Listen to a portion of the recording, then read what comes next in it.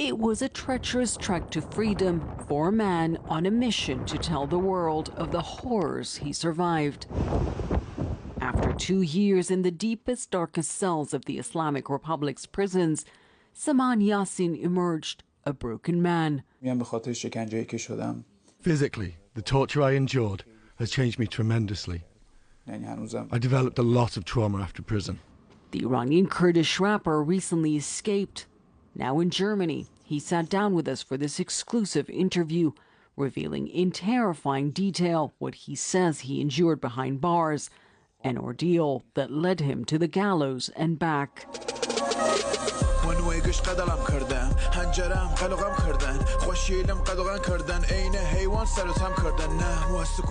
29-year-old had long been a rebel. His music, he says, a form of protest against oppression and social injustice.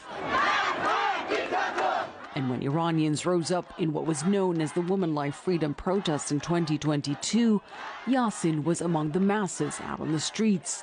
Their uprising was met with brutal force.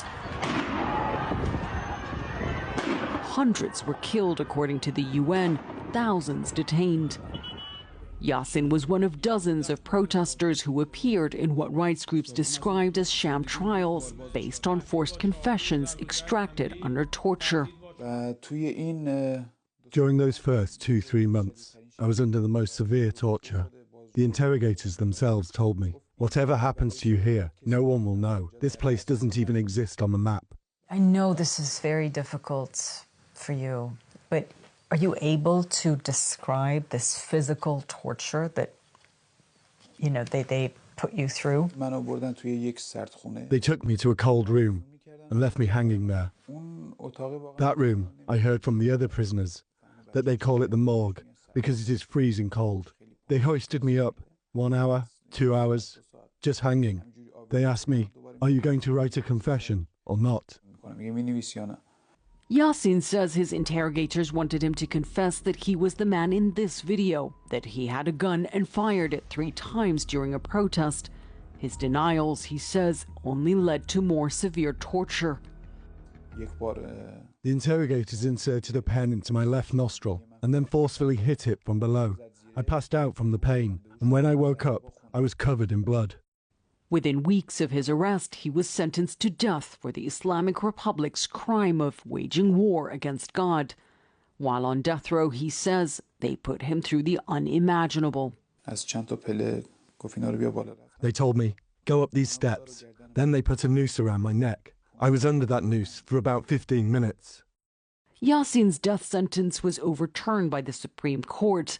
Then last year, he was sentenced to 5 years in prison, accused of colluding against national security. His health and mental state deteriorated so much in prison, they had to release him on medical furlough in October. Back into the arms of a mother who thought she would never see her boy again. Soon after a complex nose surgery, authorities summoned him back to jail. There was no going back, he says. He paid smugglers to get him out through the mountains to northern Iraq. With the help of activists and a politician in Germany, he made it to Berlin, beginning a new life all alone in a strange place far from home. Healing will be hard. He says just breathing through his shattered nose is a constant reminder of what they did to him. Iran did not respond to CNN's request for comment on Yassin's case. His account is consistent with the findings of a 2-year UN investigation into the crackdown that documented widespread use of torture and mock executions, accusing the regime of crimes against humanity.